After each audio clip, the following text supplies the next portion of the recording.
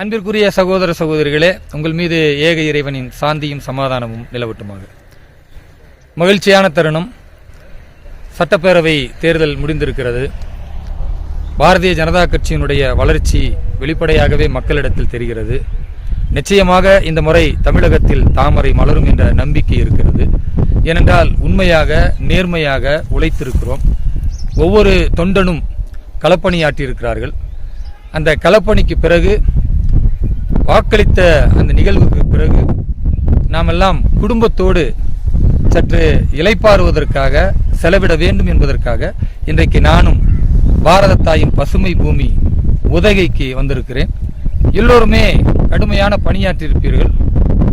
கொஞ்சம் குடும்பத்திற்காகவும் நம்ம செலவு பண்ணணும் அப்படின்ற மனநிலை நம்முடைய எல்லா தொண்டர்களுக்கும் இருக்கணும். ஏன்னா தேச நலன் எவ்வளவு முக்கியமோ அதே போன்று நம்முடைய குடும்பமும் நம்மை நம்பி இருக்கிறது.